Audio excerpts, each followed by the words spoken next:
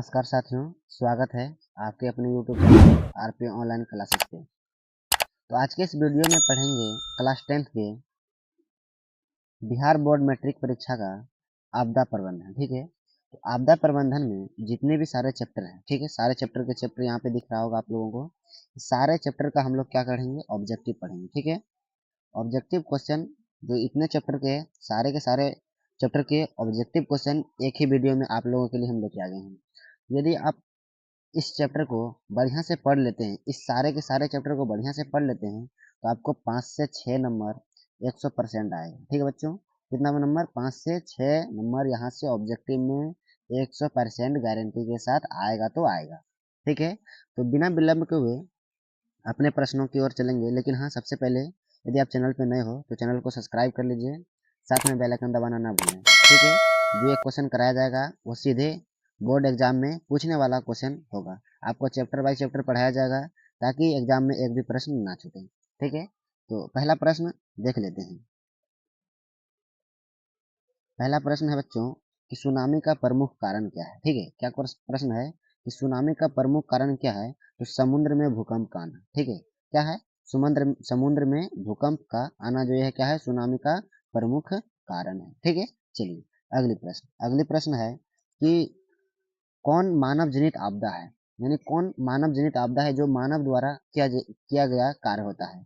तो सांप्रदायिक दंगा जो करता है तो कौन करता है, ये मानव लोग ही करते हैं। ठीक है, दंगा सांप्रदायिक दंगे जो होता है वो मानव जनित आपदा, ये मानव ही करते हैं। ठीक है, चलिए अगली प्रश्न है कौन मानव जनित आपदा नहीं है, यानी कि जो मानव नहीं करता हो तो वैसी कौन सी है जो वो मानव जनित आपदा नहीं है। ठीक है, सांप्रदायिक दंगा तो ये क्या दोस्तों, ये तो मानव जनित आपदा है। ठीक है, चलिए ये मानव जनित आपदा है, इसमें मान लीजिए बाढ़ आ सकता है। ठीक है, ऑप्शन में बाढ़ भी रहेगा, ये क्या हो जाएगा, मानव जनित आपदा नहीं है, यानी मानव ये नहीं कर सकता है कि बाढ़ मानव ला सकता है। ठीक है, चलिए देखिए अगली प्रश्न है कि प्राकृतिक आपदा नहीं है। ठीक है, प्राकृतिक आपदा ये नहीं है जो पहले से हो, प्राकृतिक भगवान का देन हो, वो आतंकवाद, क्या ये आतंकवाद भगवान का देन होता है, प्राकृतिक रूप से पहले से ही है, नहीं है। ये आतंकवादी कौन करता है, तो ये मनुष्य करते हैं, मानव करते हैं। ठीक है, ये मानव जाति हो जाएगा। ठीक है, चलिए अगली प्रश्न है कौन मानव जनित आपदा नहीं है। ठीक है, देखिए अगली प्रश्न कह रहा है कि महाराष्ट्र में भूकंप आने का मुख्य कारण था। महाराष्ट्र में भूकंप आने का मुख्य कारण क्या था, कोयना बांध का निर्माण, यानी कोयना बांध का निर्माण हुआ था, तो इससे वहां पे क्या था, भूकंप आने का मुख्य कारण था। ठीक है बच्चों, चलिए अगली प्रश्न है कि कौन प्राकृतिक आपदा नहीं है। कौन प्राकृतिक आपदा नहीं है मेरे प्यारे बच्चों, तो हिंसा जो है वो प्राकृतिक आपदा नहीं है। ठीक है, बहुत ही इंपॉर्टेंट प्रश्न है। इस चैप्टर में बहुत सारे जितने भी प्रश्न हैं बहुत ही इंपॉर्टेंट है। यदि सारे के सारे चैप्टर पढ़ लेते हैं बढ़िया से तो एग्जाम में आपका 5 से 6 नंबर 110% यहाँ से आ जाएगा। ठीक है मेरे प्यारे बच्चों, चलिए अगली प्रश्न है कि सुनामी किस भाषा का शब्द है। सुनामी किस भाषा का शब्द है, तो जापानी भाषा का शब्द है। किस भाषा का, जापानी भाषा का शब्द है। ठीक है, चलिए अगली प्रश्न है भूकंप किस प्रकार का आपदा है। भूकंप किस प्रकार का आपदा है, तो प्राकृतिक आपदा है। ठीक है, ये मानव द्वारा नहीं लाया जा सकता है। भूकंप को क्या मानव ला सकता है, नहीं ला सकता है। तो ये क्या हो जाएगा, प्राकृतिक आपदा है जो अपने आप घटित होता है घटना। ठीक है, चलिए अगला प्रश्न है कम विनाशकारी आपदा कौन है। कम विनाशकारी आपदा कौन है, यानी कि कम नुकसान पहुंचाने वाला आपदा कौन है, तो भूस्खलन, यानी सूखा पड़ जाता है जहाँ पे बारिश नहीं बरसेगा वो उसको बोलते हैं भूस्खलन। वहाँ पे कोई नुकसान ज्यादा नहीं नुकसान पहुंचता है, थोड़ा सा खेती बाड़ी को नुकसान पहुंचता है, जहाँ पे पानी नहीं पड़ेगा तो वहाँ पे नुकसान थोड़ा सा होगा, लेकिन हाँ अधिक विनाशकारी ये नहीं होता है। जैसे भूकंप वो अधिक विनाशकारी हो गया, बाढ़ अधिक विनाशकारी हो जाएगा। ठीक है, तो इसका आंसर कम विनाशकारी आपदा क्या हो जाएगा दोस्तों, वो भूस्खलन हो जाएगा। ठीक है, चलिए अगली प्रश्न है कि भूकंप का मापन किसके द्वारा होता है। ठीक है, भूकंप का मापन किसके द्वारा होता है, तो रिएक्टर स्केल के द्वारा किया जाता है। ठीक है, रिएक्टर स्केल के द्वारा भूकंप को हम लोग मापते हैं। ठीक है, चलिए अगली प्रश्न में भोपाल गैस त्रासदी का किस प्रकार आपदा थी। भोपाल गैस त्रासदी किस प्रकार की आपदा थी, तो मानव जनित आपदा थी। ठीक है, क्योंकि मानव के गलती से कारण ही पाइप लीक हुआ था, तो वहां पे भोपाल गैस त्रासदी हो गया था, बहुत लोगों की मौत गई थी दोस्तों। वो मानव जनित आपदा, तो मानव की गलती के कारण होता हुआ था ये, इसीलिए इसको बोलेंगे मानव जनित आपदा। ठीक है, चलिए अगली प्रश्न, सुनामी क्या है? सुनामी विनाशकारी समुद्री लहर, क्या है? सुनामी विनाशकारी समुद्री लहर है। ठीक है, चलिए अगली प्रश्न है कि कौन विस्तृत क्षेत्र को प्रभावित करने वाली आपदा है? कौन विस्तृत क्षेत्र को प्रभावित करने वाली आपदा है? ठीक है, चलिए है लगा देते हैं दोस्तों, है तो ओजोन परत का क्षरण, क्या हो जाएगा? ओजोन परत का क्षरण। ठीक है दोस्तों, चलिए अगली प्रश्न मेरे प्यारे बच्चों, बहुत ही आसान सा क्वेश्चन है कि बंगाल की खाड़ी का चक्रवात किन महीनों में भयानक होता है? बंगाल की खाड़ी का चक्रवात किन महीनों में भयानक होता है? तो जून और जुलाई के महीनों में। कौन सा महीना में? जून और जुलाई के महीनों में अधिक भयानक होता है। ठीक है, चलिए अगली प्रश्न, कौन क्षेत्र, क्या है कि कौन क्षेत्र भूस्खलन से अधिक प्रभावित होता है? कौन क्षेत्र भूस्खलन से अधिक प्रभावित होता है? तो कश्मीर और उत्तराखंड, क्या है दोस्तों? कश्मीर और उत्तराखंड अधिक प्रभावित होता है। ठीक है, चलिए अगली प्रश्न है कि कौन भारत का सूखा क्षेत्र माना जाता है? कौन भारत का सूखा क्षेत्र माना जाता है? तो पूर्वी राजस्थान, पूरा मध्य प्रदेश, कर्नाटक का पठारीय क्षेत्र, तो क्या रहता है ये? सूखा क्षेत्र माना जाता है। ठीक है, चलिए अगली प्रश्न है कि प्राकृतिक आपदा किसे कहते हैं? विकल्पों में सबसे अधिक सही माने जाएगा कौन सा? धन जन को व्यक्ति व्यापक हानि पहुंचाने वाली आकस्मिक दुर्घटना को क्या कहा जाता है? प्राकृतिक आपदा कहा जाता है। ठीक है मेरे प्यारे बच्चों, चलिए अगली प्रश्न है, आपदा क्या है दोस्तों? आपदा प्रबंधन किसे कहते हैं? ठीक है, आपदा प्रबंधन किसे कहते हैं? तो प्राकृतिक आपदाओं के दुष्परिणामों को कम करने का उपाय किया जाना चाहिए, उसे आपदा प्रबंधन किया कहते हैं। ठीक है, चलिए अगली प्रश्न है कि बाढ़ प्रबंधन, क्या है? बाढ़ प्रबंधन में किस बात पर सबसे अधिक ध्यान देना चाहिए? बाढ़ प्रबंधन में किस बात पर सबसे अधिक ध्यान देना चाहिए? तो नदी के दोनों ओर तटबंधों का निर्माण होना चाहिए। नदी के जो तटबंध होता है दोनों किनारा, उसको बहुत ऊंचा करना चाहिए ताकि वहां से बांध टूट नहीं पाए। यदि बांध नहीं टूटेगा तो बाढ़ होने का कोई चांस ही नहीं है। ठीक है, तो नदी के दोनों ओर तटबंधों का निर्माण करना चाहिए, बड़ा में निर्माण करना चाहिए। ठीक है, चलिए अगली प्रश्न, कौन खरीफ फसल है? कौन खरीफ फसल है? तो धान क्या है? खरीफ फसल है। ठीक है, चलिए बच्चों अगली प्रश्न है कि आपदा प्रबंधन का प्रमुख घटक कौन है? ठीक है, आपदा प्रबंधन का प्रमुख घटक कौन है? स्थानीय प्रशासन, स्वयंसेवी संगठन और गांव मोहल्ले के लोग। ठीक है, आपदा प्रबंधन का यह सब मुख्य घटक है। ठीक है, चलिए अगले प्रश्न है, बिहार का कौन सा भाग सर्वाधिक सूखा प्रवण है? बिहार का कौन सा भाग सर्वाधिक सूखा प्रवण है? तो दक्षिण बिहार, क्या है? दक्षिण बिहार है। ठीक है, चलिए अगली प्रश्न है कि ऑपरेशन फ्लड क्या है? ऑपरेशन फ्लड क्या है? तो डायरी विकास है, क्या है? डायरी विकास है। ठीक है मेरे प्यारे बच्चों, ठीक है, अगली प्रश्न क्या है देख लेते हैं। देखिए अगली प्रश्न कह रहा है कि सूखे के लिए उत्तरदायी कारक है। सूखे के लिए उत्तरदायी कारक जो होता है दोस्तों वो वर्षा की कमी होता है। यदि वर्षा नहीं बरसेगा तो सूखा पड़ जाएगा। ठीक है, जमीन सूखा पड़ जाएगा जिससे हम लोगों का क्या बहुत ज्यादा नुकसान भी हो सकता है। ठीक है, चलिए सूखे के उत्तरदायी कारक क्या है? तो वर्षा की कमी है। ठीक है, चलिए अगली प्रश्न है कि बिहार में कौन बाढ़ प्रवण क्षेत्र है? बिहार में कौन बाढ़ प्रवण क्षेत्र है? तो अधिक बाढ़ से प्रभावित होता है उत्तरी बिहार। कौन सा बिहार दोस्तों? तो उत्तरी बिहार अधिक प्रभावित होता है बाढ़ से। ठीक है, चलिए अगली प्रश्न है कि सुखाड़ किस प्रकार की आपदा है? सुखाड़ जो किस प्रकार की आपदा है? तो प्राकृतिक आपदा है। ठीक है दोस्तों, कैसा है? प्राकृतिक आपदा है, क्योंकि सुखाड़ जो होता है दोस्तों बारिश नहीं बरसने के कारण होता है। बारिश तो अब मनुष्य बरसा नहीं सकता, ये तो भगवान है, भगवान बरसा सकते हैं, बादल से बरसेगा बारिश, तो ये अपने आप होता है, ये प्राकृतिक आपदा कहलाएगा। ठीक है, सुखाड़ कौन सा आपदा कहलाएगा? प्राकृतिक आपदा कहलाएगा। ठीक है, चलिए अगले प्रश्न है मेरे प्यारे बच्चों, किस नदी को बिहार का शोक कहा जाता है? कि तो किस नदी को बिहार का शोक कहा जाता है? तो आप लोगों को पहले से ही पता होगा। ठीक है, कोसी को कहा जाता है बिहार का शोक नदी। ठीक है, चलिए अगली प्रश्न है कि नदियों में बाढ़ आने का प्रमुख कारण क्या है? नदियों में बाढ़ आने का प्रमुख कारण क्या? आखिर नदियों में बाढ़ क्यों आ जाता है? तो जल की अधिकता, यानी अधिक मात्रा में बारिश जब बरसेगा तो जल क्या हो जाएगा? अधिक मात्रा में बढ़ जाएगा, इसलिए जल की अधिकता, नदी में अधिक जल होगा, इसके कारण क्या होता है? तटबंध टूट जाते हैं जिसके कारण बाढ़ आ जाती है। ठीक है मेरे प्यारे बच्चों, ठीक है, अगली प्रश्न क्या है कि बाढ़ क्या है? तो बाढ़ जो है दोस्तों वो प्राकृतिक आपदा है। बाढ़ क्या है? प्राकृतिक आपदा है। ठीक है, चलिए अगली प्रश्न है, बाढ़ से सबसे अधिक हानि होती है। बाढ़ से सबसे अधिक हानि किसको किसको होती है? तो फलों को यानी फसलों को। फसल जो हम लोग बोनते हैं उसको हो जाती है बहुत हानि, पशुओं को और भवनों को, यानी हम लोगों का घर भी नुकसान पहुंच जाता है, जो घर डूब जाएगा, घर गिर जाएगा, तो ये क्या होता है? बाढ़ से अधिक हानि पहुंचता है। ठीक है मेरे प्यारे बच्चों, ठीक है। चलिए अगली प्रश्न, कृषि सुखाड़ होता है। कृषि सुखाड़ जो होता है वो दोस्तों जल के अभाव में होता है, यानी कि जल जब नहीं होगा ये कृषि सुखाड़ हो जाएगा। ठीक है दोस्तों। चलिए मेरे प्यारे बच्चों, बिहार का कौन सा क्षेत्र बाढ़ ग्रस्त क्षेत्र है? ठीक है, बिहार का कौन सा क्षेत्र बाढ़ ग्रस्त क्षेत्र है? तो दोस्तों उत्तरी बिहार है। ठीक है, कौन सा बिहार? उत्तरी बिहार क्या है? वो बाढ़ क्षेत्र, बाढ़ ग्रस्त क्षेत्र है। ठीक है। चलिए अगली प्रश्न है, सूखे से बचाव का मुख्य तरीका क्या है?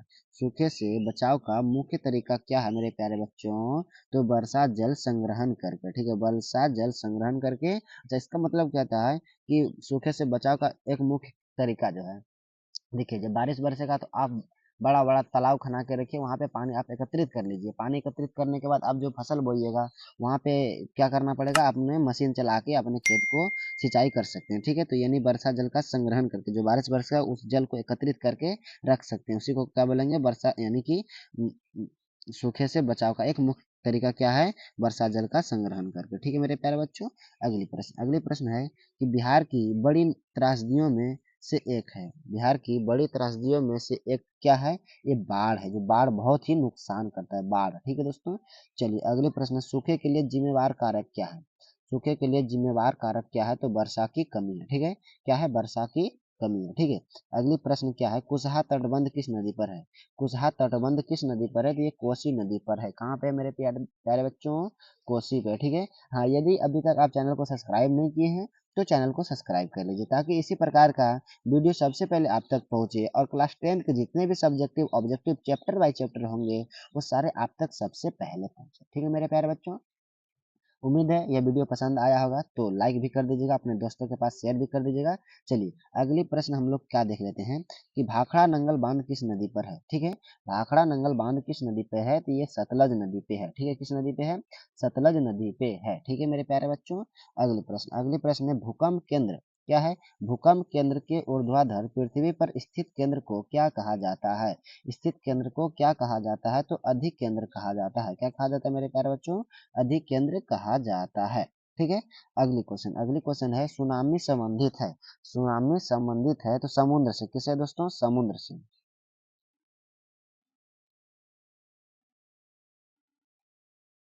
समुद्र से। ठीक है दोस्तों। चलिए अगली प्रश्न है कि सुनामी किस स्थान पर आता है? सुनामी किस स्थान पर आता है दोस्तों? वो समुद्र में आता है। कहाँ पे आता है? समुद्र में आता है। ठीक है। अगली प्रश्न से, महासागर के तली पर होने वाले कंपन को किस नाम से जाना जाता है? किस नाम से जाना जाता है? तो सुनामी के नाम से जाना जाता है। ठीक है मेरे प्यारे बच्चों, किस नाम से जाना जाता है? सुनामी के नाम से जाना जाता है। ठीक है। चलिए अगली प्रश्न है कि भूकंप से पृथ्वी की सतह पहुंचने वाली सबसे पहली तरंग को किस नाम से जाना जाता है? तो पी तरंग के नाम से जाना जाता है। ये क्वेश्चन बहुत ही वीवीआई क्वेश्चन है दोस्तों, बहुत बार एग्जाम में ये पूछा है। आप लोग जाके प्रीवियस ईयर का क्वेश्चन देख सकते हैं, क्वेश्चन बैंक में देख सकते हैं। ठीक है, ये क्वेश्चन याद कर लीजिएगा। ठीक है, ये क्वेश्चन बहुत ही इंपॉर्टेंट प्रश्न है। ठीक है। चलिए अगली प्रश्न है, कौन भूकंप का सर्वाधिक संवेदनशील नगर है? यानी कौन यानी कि सर्वाधिक सबसे ज्यादा भूकंप कहाँ आता है? तो देहरादून में आता है। ठीक है। चलिए अगली प्रश्न मेरे प्यारे बच्चों आप लोगों के लिए है कि 26 दिसंबर 2004 को विश्व में किस हिस्से में भयंकर सुनामी आया था? दिसंबर 26 दिसंबर 2004 को विश्व के किस हिस्से में भयंकर सुनामी आया था? तो बंगाल की खाड़ी में आया था। कहाँ पे? बंगाल की खाड़ी में आया था। ठीक है मेरे प्यारे बच्चों। अगली प्रश्न है, भारत में अत्यंत विनाशकारी भूकंप आया था। भारत में अत्यंत विनाशकारी भूकंप कब आया था? तो 1934 ईस्वी में आया था। कब आया था? 1934 ईस्वी में आया था। ठीक है। चलिए अगली प्रश्न है कि भूपटल के नीचे का वह स्थल जहां भूकंप का जन्म होता है क्या कहला जाता है? तो वो क्या कहलाता है दोस्तों? अधिक केंद्र कहला जाता है। क्या कहलाता है? अधिक केंद्र कहलाता है। ठीक है। अगली प्रश्न है कि सुनामी का मुख्य कारण क्या है? समुद्र में भूकंप का आना। सुनामी का मुख्य कारण क्या है? समुद्र में भूकंप का आना। ठीक है। चलिए अगली प्रश्न है कि कौन सा भूकंपीय तरंग नहीं है? तो ओ भूकंपीय तरंग नहीं है। क्या है? ओ जो होता है, सुनिए नहीं बोलिएगा, ओ जो होता है वो भूकंपीय तरंग नहीं है। ठीक है। चलिए अगली प्रश्न है कि सबसे खतरनाक तरंग कौन होता है, तो एल तरंग होता है। कौन सा तरंग होता है, एल तरंग होता है, सबसे खतरनाक तरंग होता है। ठीक है मेरे प्यारे बच्चों। चलिए अगली प्रश्न, भारत को कितने भूकंप क्षेत्रों में बांटा गया है, भारत को कितने भूकंप क्षेत्रों में बांटा गया है, ये 5 भूकंप क्षेत्रों में बांटा गया है। कितने क्षेत्रों में, 5 क्षेत्रों में बांटा गया है। अगली प्रश्न है कि भूकंप तथा सुनामी से बचाव का इनमें से कौन सा तरीका सही नहीं है, तो भूकंप निरोधी भवनों का निर्माण करना। ठीक है, भूकंप निरोधी भवनों का निर्माण करना। अगला प्रश्न है भूकंप में मकान में आग लगने की स्थिति में क्या करना चाहिए, मकान में आग लगने की स्थिति को क्या करना चाहिए, अग्निशामक यंत्र को बुलाना चाहिए। ठीक है मेरे प्यारे बच्चों, ये अग्निशामक यंत्र को बुलाना चाहिए। ठीक है, चलिए अगली प्रश्न है कि बाढ़ के समय किस स्थान पर जाना चाहिए, तो ऊंची भूमि वाले स्थान पर जाना चाहिए। कौन सा स्थान पे बाढ़ के समय जाना चाहिए, ऊंचे भूमि वाले स्थान पर जाना चाहिए। ठीक है, अगली प्रश्न है कि आग से जलने की स्थिति में जले हुए स्थान पर क्या प्राथमिक उपचार करना चाहिए, क्या प्राथमिक उपचार करना चाहिए, तो ठंडा पानी डालना चाहिए। क्या डालना चाहिए, ठंडा पानी डालना चाहिए, या तो कोलगेट का उपयोग करना चाहिए। ठीक है, चलिए अगली प्रश्न है कि मलबे के नीचे दबे हुए लोगों का पता लगाने के लिए किस यंत्र की मदद की जाती है, इंफ्रारेड कैमरा। ठीक है,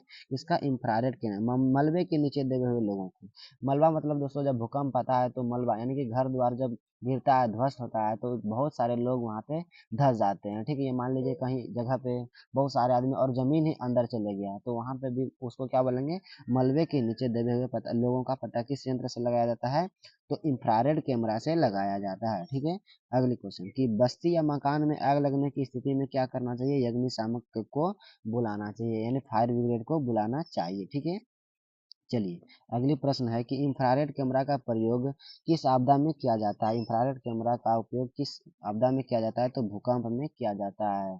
ठीक है, अगली प्रश्न है कि सुदूर संवेदी उपग्रह का उपयोग होता है कि दूर संचार के लिए होता है, यानी सुदूर संवेदी उपग्रह रिमोट सेंसिंग उपग्रह का उपयोग किया जाता है तो दूर संचार के लिए किया जाता है। ठीक है, अगली प्रश्न है कि मलबे के नीचे दबे लोगों का पता लगाने के लिए किस यंत्र का उपयोग होता है, तो इंफ्रारेड कैमरा का होता है। ठीक है मेरे प्यारे बच्चों, अगली प्रश्न है कि सुदूर संवेदी उपग्रह का प्रयोग किस लिए होता है, तो सभी सॉरी दोस्तों, किसके लिए होता है, दूर संचार के लिए होता है। क्या होता है, दूर संचार के लिए होता है, संचार के लिए होता है। ठीक है, अगली क्वेश्चन, संचार का सबसे लोकप्रिय साधन क्या है, मोबाइल। क्या है दोस्तों, मोबाइल।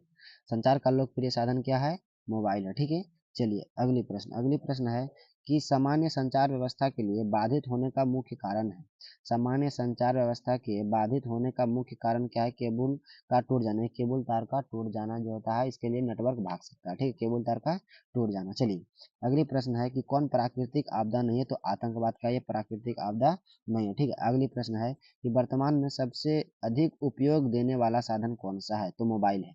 क्या दोस्तों, इसे हम लोग बहुत ज़्यादा उपयोग ले रहे हैं। ठीक है, अब आप लोगों को पता चल रहा है, यदि आप लोग को अभी ऑनलाइन पढ़ाई किया कर सकते हैं, नहीं तो पहले ऑफलाइन करते थे। ठीक है, तो अभी बहुत ज़्यादा ये साधन दे रहा है, कौन दे रहा है दोस्तों, तो मोबाइल दे रहा है। ठीक है, चलिए अगली प्रश्न है कि भारत में कितना प्रतिशत भूमि भूकंप प्रभावित है, भारत में कितने प्रतिशत भूमि भूकंप प्रभावित है, तो 56% भूकंप भूमि प्रभावित है। ठीक है, चलिए अगली प्रश्न वैकल्पिक संचार कौन नहीं है, तो अंतरिक्ष। क्या है, वैकल्पिक संचार क्या है, अंतरिक्ष नहीं है। ठीक है, चलिए अगली प्रश्न है कि कौन प्राकृतिक आपदा है, तो भूकंप। कौन प्राकृतिक आपदा है, तो भूकंप है। ठीक है, चलिए अगली प्रश्न है कि सर्वाधिक भूस्खलन प्रवण राज्य है, सर्वाधिक भूस्खलन प्रवण राज्य कौन है, तो उत्तराखंड है। कौन है, उत्तराखंड है। ठीक है, अगली प्रश्न भूस्खलन है तो आप प्राकृतिक आपदा है। ठीक है, क्या है, प्राकृतिक आपदा है। ठीक है, चलिए अगली प्रश्न है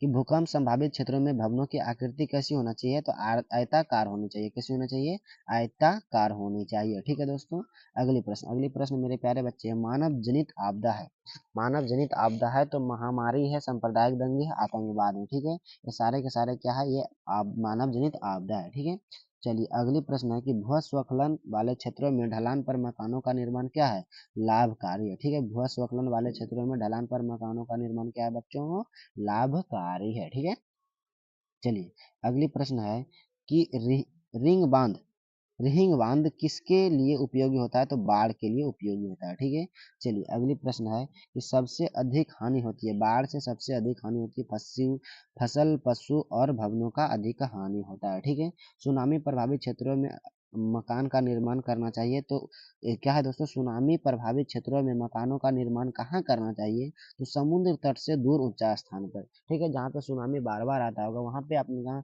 मकान नहीं बनाना, वहां से कुछ दूर यानी जहाँ पे ऊंचा स्थान हो, जाके सुनामी यानी पानी नहीं पहुंच सके उस वहीं पे जाके अपना घर मकान का निर्माण कर सकते हैं। सुनामी सोना मीटर द्वारा समुद्र तल में क्या मापते हैं? क्या दोस्तों, सोना मीटर द्वारा समुद्र में क्या यानी तल में क्या मापते हैं? तो सुनामी को मापते हैं। ठीक है, चलिए इसी के साथ दोस्तों अगली प्रश्न खत्म होता है हम लोगों का। इस चैप्टर में सारे के सारे जो चैप्टर थे, सारे के चैप्टर में जितने भी क्वेश्चन थे, सारे ऑब्जेक्टिव क्वेश्चन हम आप लोगों के लिए बीच में लेके आ गए थे, एक ही वीडियो में है। तो यदि आप लोगों को पसंद आया क्वेश्चन, यानी कि आपको चैप्टर बाय चैप्टर क्वेश्चन जैसे कराए, बहुत ही बेनिफिट होने वाला है आप लोगों के लिए। तो ये चैप्टर को समझ गए होंगे, आपदा प्रबंधन को जितने भी क्वेश्चन थे सबको एक बार में डील कर दिए हैं। यहाँ यदि आपको बढ़िया लग रहा होगा, वीडियो पसंद आया होगा, तो चैनल को सब्सक्राइब कर लीजिएगा। ठीक है, ताकि इसी प्रकार का वीडियो सबसे पहले आप तक पहुँचे। यदि वीडियो और अच्छा लगे तो दोस्तों के पास शेयर भी कर दीजिएगा। ठीक है, तो मिलते हैं अगले वीडियो में। आज के वीडियो में यहीं तक। जय हिंद, जय भारत।